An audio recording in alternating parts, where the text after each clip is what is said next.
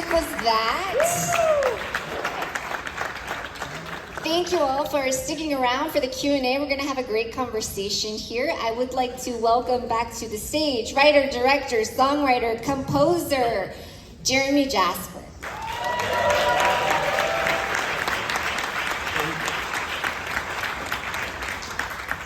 We also have some very special guests with the cast. Let's welcome Regina Hall.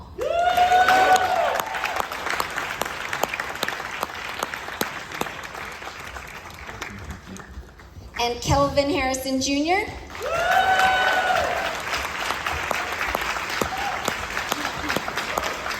And Sadie Sink.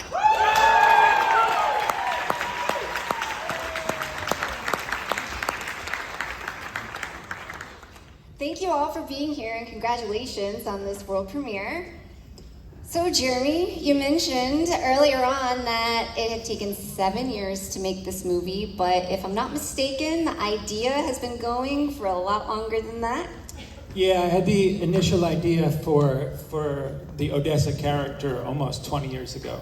I just kind of saw this pompadoured kind of waif of the wasteland playing music, and I wanted to write a story about it, but I didn't know what it was going to be, and I just kind of filed it in the back of my mind for 2 decades, yeah.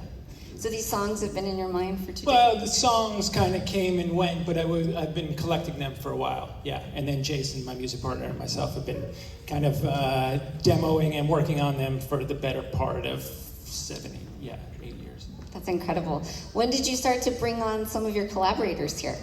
Once we got a little bread in our pocket, yeah. Once someone was crazy enough to say, let's make this thing. And then we got Sadie, then Kelvin, then Regina. I think that's how it went. I can't remember. I think it's in line here. Yeah, and then Murray. Yeah. Sadie, you have an incredible amount of experience in musical theater.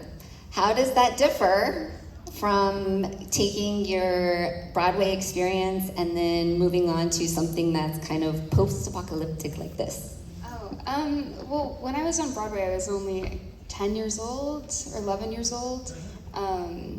But that's where I learned how to sing, and all of my training was in musical theater. But I kind of stopped doing that.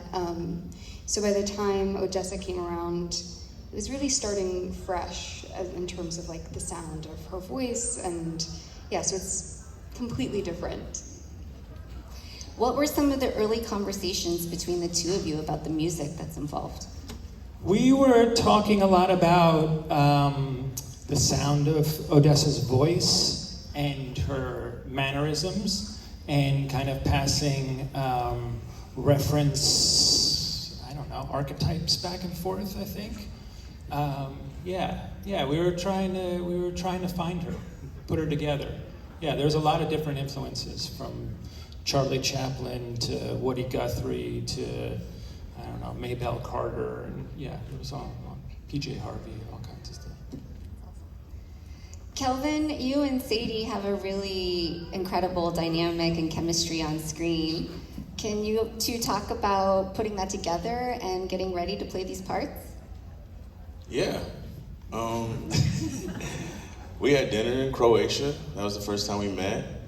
I was terrified. She's very famous. I watched Stranger Things.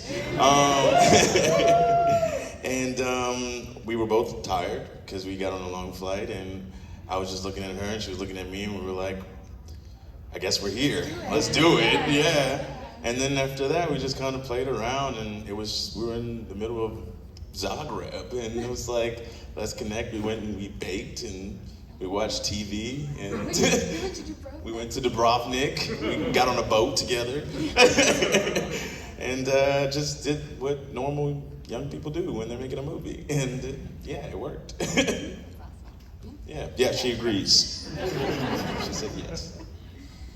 The Neon Dion. Let's talk about the ultimate antagonist with Regina Hall. Tell us what you feel like this character represents. Oh, that's a really good question. I think in the film, in Satellite City, she represented like the physical threat of Plutanovich, right? And everything that was against what they had. You know, they were all about love and, you know, the beauty of life and finding that and hopefulness. And I think Dion was a bit more pessimistic. She didn't seem to have as much joy as Odessa. And I think she just was the antithesis of the two of them, kind of like the embodiment of what we didn't see until the third act, where we actually got to physically meet Plutanovich. So she was kind of that sinister darkness in Satellite City. Speaking of the darkness, the visuals in this film are just incredible. There's so much craft. Can you please talk about the production design process and working on the art that's on display? Yeah, Scott Dugan, who's not here tonight but deserves a major shout out. He really bled for this film, and we spent a lot of time kind of designing and experimenting with different looks, because I wanted it to feel like the corner bodega in Brooklyn and then like Weimar, Germany at the same time, and how can you collage those two things together? And then a lot of the look and a lot of the beauty, we have to kind of talk about Rena Yang, who was the cinematographer, who's just like an absolute brilliant artist. So her and Scott and Odile and Anna, the costume designers, all really worked together to bring this like unique world to life. And for the cast, the makeup and the costumes that were involved, what were those routines like? Yeah, it's a lot of dirt and just like slicked back hair. That was basically a lot of grease. Yeah, that was kind of it for Odessa. I think you probably have a more interesting take. You had the hair color, that was great. Yeah, the blue was a process. At first I wanted to shave my hair with a little rat tail. And then they were like, well, no.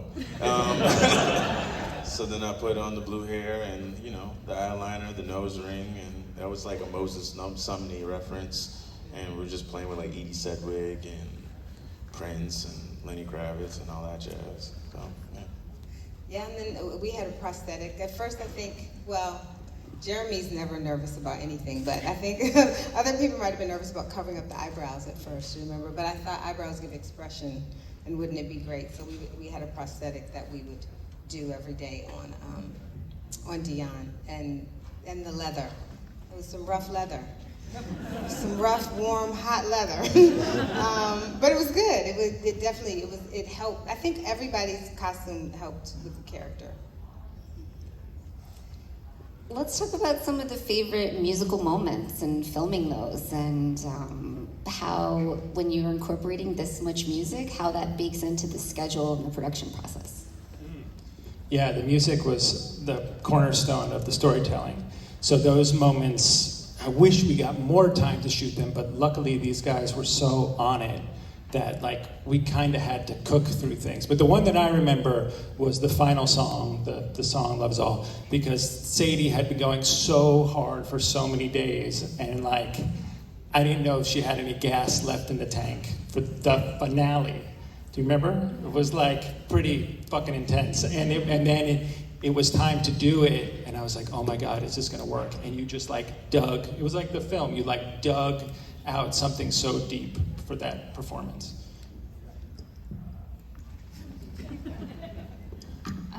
I remember that day. Yeah, it was like week 6, I think, Yes, of filming. Deep in. Yeah, so I was really tired, and I didn't know if I had it in me either. But yeah, it was a good day, and I think at that point, like I'd spent enough time with Odessa too that it felt like that moment was so earned. So yeah, I remember that day the most, I think. She worked so hard. There were times where I literally would look at her fingers and they were bleeding. And she wouldn't even know they were bleeding, because that's how locked in she was. Like, this girl was committed. I was like, I need to take some of that commitment. Yes, give it a round of applause for that. And still the sweetest every day. Yeah. You never took out the abuse that you were receiving. The real neon Yeah. But really, just, yeah, she was amazing every day. For such a survival story, when it takes you years and years of evolving the script and kind of the concept, did it change over time, or like how did you feel and know that in making it today as opposed to 7 years ago or even 20 years ago, that how did you want to what did you want to offer to the audience by kind of keeping it alive? And yeah, I mean, unfortunately, some of the themes in the movie don't go out of style. Yeah, and starting in the beginning, the characters were there, the world was there, but going through that process, you keep carving at, what's underneath that block of granite, and it gets more nuanced, and you cut things, and you add things, and then you bring in collaborators, and it just starts to take its own life. And then, it has a life of its own that, I'm just kind of trying to stay on top of.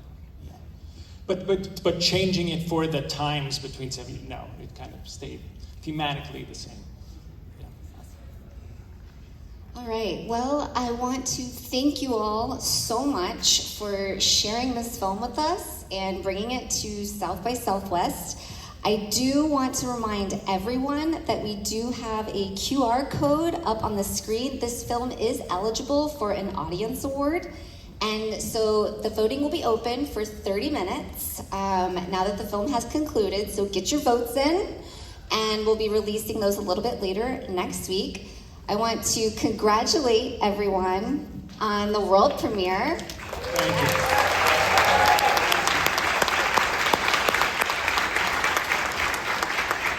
We hope everybody has a really wonderful week here at South by Southwest, and there's still a lot more movies to come, so please tell all your friends, and we'll see you at the next one.